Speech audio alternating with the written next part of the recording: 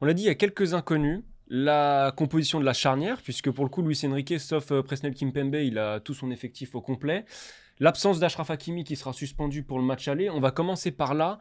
Quelles sont, selon toi, les meilleures options pour composer la meilleure charnière possible en prenant en compte le fait que Hakimi ne sera pas là aussi, ce qui peut avoir un impact, notamment dans le cas Marquinhos peut-être. Il y a une réalité quand on parle de la charnière centrale, Arthur, c'est que on peut enlever Marquinhos qui paraît légèrement au-dessus, quand bien même Marquinhos est critiqué et critiquable, mais derrière on est quand même sur un ensemble homogène. Donc au moment de dessiner une charnière centrale, c'est pas quelque chose d'évident dans la mesure où il y a une charnière centrale qui, à la différence du Barça, ne s'impose pas d'elle-même.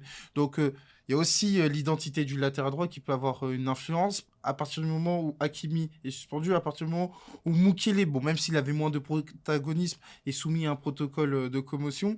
Donc c'est vrai qu'au moment de parler de l'identité du latéral droit, moi je serais tenté de dire que Luis Enrique va titulariser Marquinhos sur le côté droit.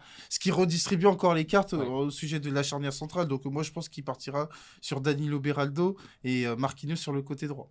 D'accord, donc et latéral gauche, tu verrais plutôt Nuno Mendes ou Lucas Hernandez du coup. Alors latéral gauche, je pense qu'il partira sur Lucas Hernandez.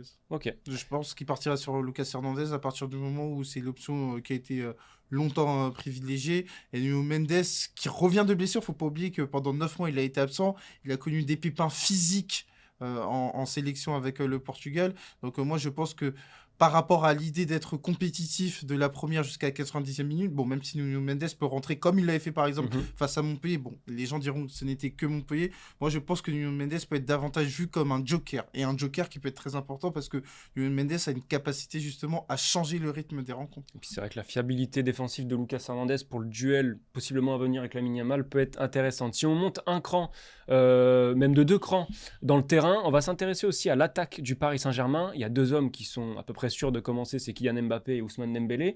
L'identité du troisième, alors selon certains observateurs, elle est assez claire, ce serait Lee Kang-in, mais je me permets d'émettre un doute quand même. Est-ce que toi c'est clair? Est-ce que Gonzalo Ramos peut entrer dans la discussion? Il y a même un troisième homme. Randal Randal Colomwani, bien sûr. Colomwani. Bon, en fait, il y a une réalité qui est bien différente. Alors, Lee Kang-in a la particularité d'être l'option la plus fiable à partir du moment où sa rentrée face à la Real Sociedad au match retour avait été crédible, il avait été décisif. Donc, par rapport à ça, on se dit que ce serait l'alternative la plus sûre.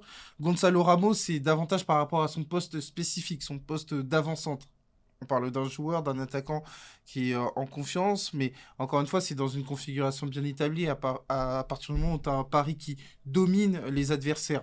Là, est-ce que tu seras en capacité de le faire face au Barça? Est-ce que c'est le profil le plus indiqué?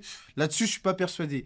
Randal Colomwani a la particularité d'être attaquant, mais il peut couvrir plusieurs postes, Ouais. notamment le poste d'ailier droit. Moi, je me dis que dans la perspective où Luis Enrique, dans cette idée d'avoir une supériorité numérique au milieu de terrain, va remettre Dembélé dans l'axe, ce qui ouvre une option pour Colomwani parce qu'il a cette capacité d'attaquer des espaces, il est quand même très travailleur sans ballon, donc moi je pense que c'est une option à ne pas écarter. Si je devais faire un ranking à Arthur, je dirais Lee Kang-in et Colomwani en 2, Gonzalo Ramos en 3.